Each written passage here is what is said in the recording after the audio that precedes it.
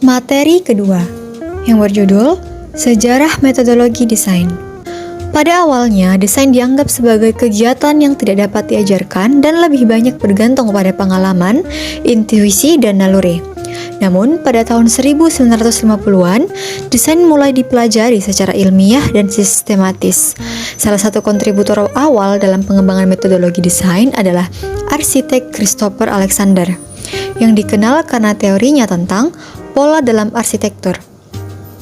Alexander percaya bahwa bangunan dan objek yang dirancang harus dibuat menggunakan serangkaian pola atau solusi berulang untuk masalah desain secara umum. Dia percaya bahwa pola-pola ini harus ditemukan melalui observasi dan analisis desain yang berhasil.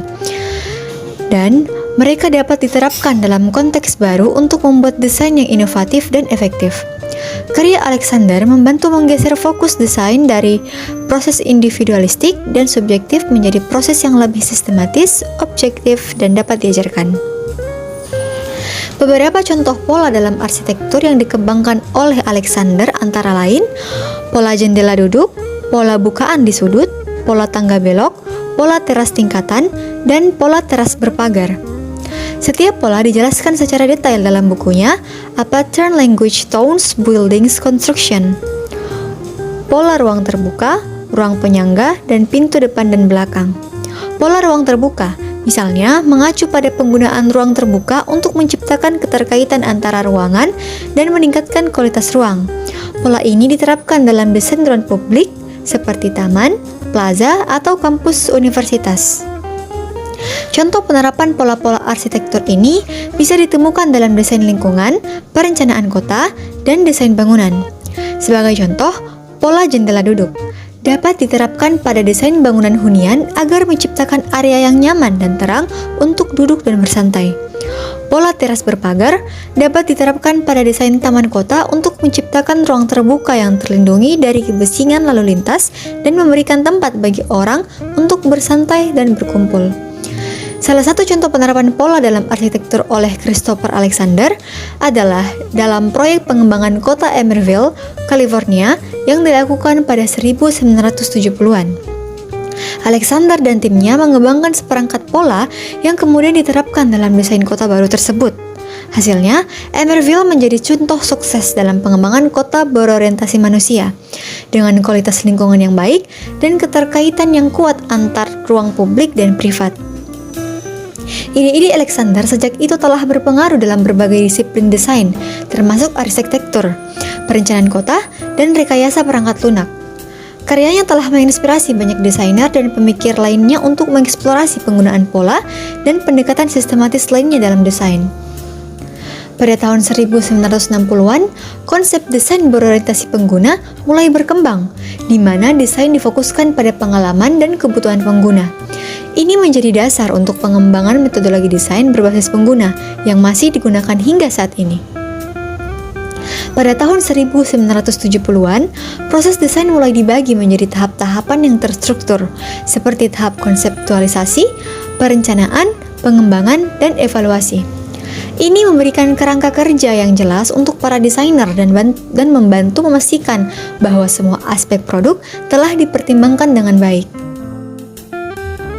Pada tahun 1980-an dan 1990-an, teknologi mulai memainkan peran yang semakin penting dalam desain.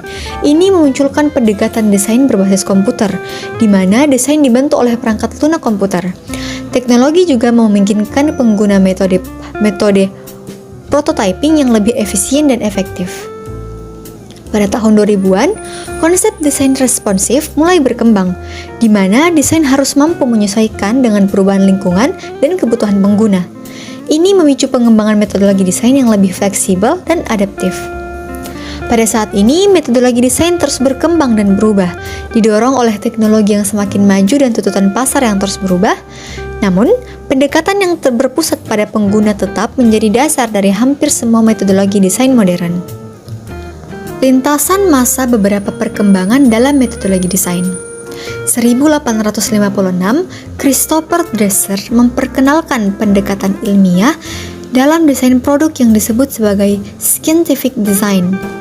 1922, Laszlo Moholy-Nagy memperkenalkan gagasan tentang functional design yang memfokuskan pada penggunaan material dan teknologi modern untuk menciptakan produk yang fungsional dan efisien. 1944, konsep user-centered design pertama kali muncul ketika psikolog Inggris John Dewey memperkenalkannya sebagai konsep penting dalam desain.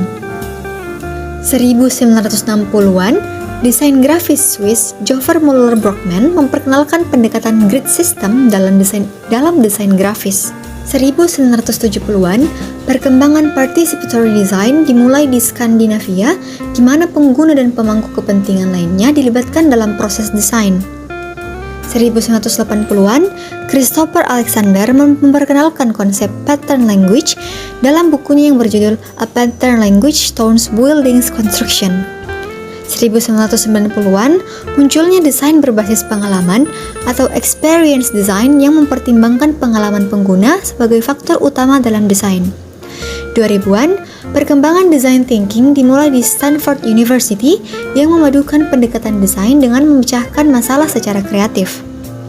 2010, desain berbasis data atau data-driven design mulai berkembang dengan adanya teknologi yang memungkinkan analisis data untuk mengidentifikasi kebutuhan pengguna.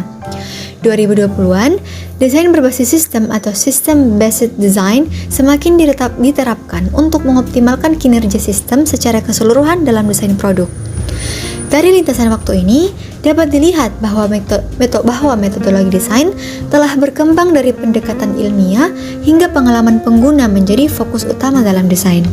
Perkembangan ini juga didukung oleh teknologi dan metodologi baru, seperti pengumpulan dan analisis data, pemecahan masalah secara kreatif, serta pemikiran berbasis sistem.